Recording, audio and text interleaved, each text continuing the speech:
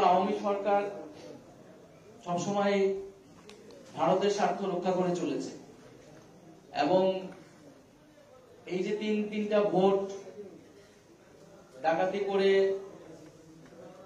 সকল বিরোধী রাজনৈতিক দলকে দমন নিপীড়ন চালিয়েও শেখ হাসিনা যে ক্ষমতায় থাকতে পেরেছে এবং আন্তর্জাতিকভাবে সেটার ন্যায্যতা উৎপাদন করেছে, এর মূল কারিগর ছিল ভারত।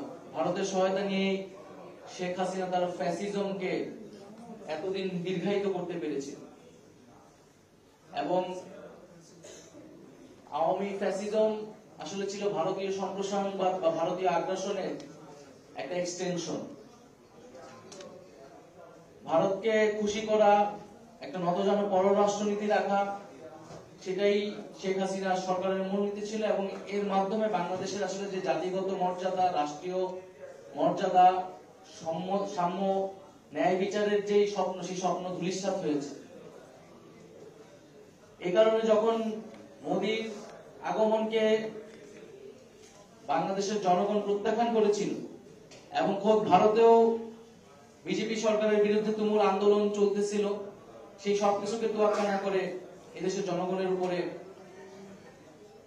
শেখ হাসিনা সরকারের যে পুলিশ এবং সন্ত্রাসী বাহিনী তারা নিপীড়ন চালায়।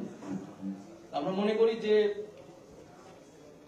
আমরা সে একটা ভয়াবহ যুগ পার করে এসেছি, সময় পার করেছি।